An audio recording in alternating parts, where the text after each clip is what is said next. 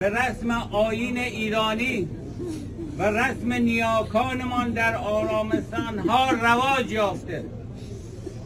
اینک در آرامستان ما برقرار می شود با همت برادران و خواهران و فامیل با غیرت و فهیممان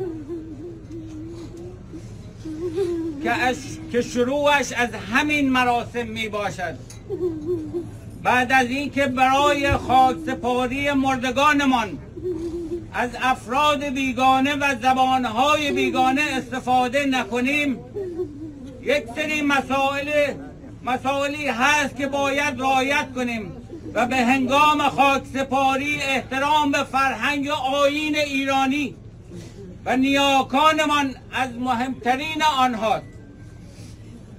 بنده فرزند ارشد عزیز از دست رفته این سوگ سرود را جمله به جمله میخوانم و شرکت کنندگان در این مراسم تشییع در صورت تمایل میتوانند تکرار کنند. تکرار میکنیم. پدر جان روحت شاد، یادت گرامی باد. تو را به مادرمان زمین میسپاریم و به زمینی که از آن زاده شدی و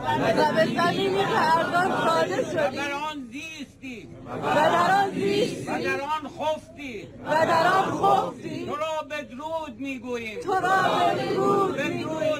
بدرود. زندگیت سرشار از فرازها بود.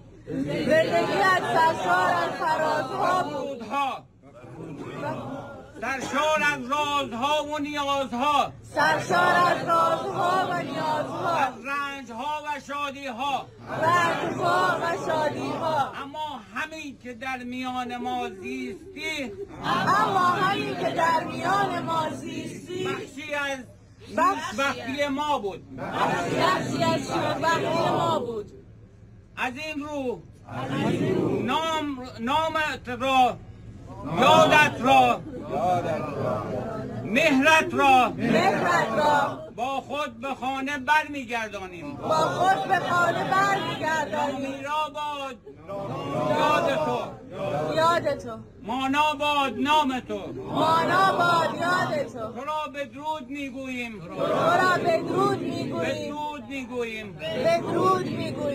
هر زندگی پایانی دارد. هر آغازی سرانجامی دارد. مانند سرانجام تو سرانجام ما هم خواهد بود. اکنون که تو را به مادرمان زمین می سپاریم، نام تو، یاد تو، مهر تو در خود نگاه خواهیم داشت. باشد که در گیاه دوباره بر روی، باشد که با درخت دوباره برآیی، باشد که همواره در آب، در خاک، در هوا، در نور روان باشی. باشد که جاودان باشی. مانند زمین، روان در زمین. این چنین باد. تو را بدرود میگوییم. بدرود. در پایان برای بزرگمرد آرامش ابدی، برای بازماندگان یک شما سروران گرامی سلامتی و سرافرازی آرزومندیم. به رسم ایرانی پدرمان را به خاک میسپاریم و از همه حضار محترم، برادران، خواهران، هر کسی حقی به گردن این شخص، این پدر بزرگمون دارد بیاد حلال کنه، چون از دنیای فانی به دنیای ابدی داره سفر میکنه.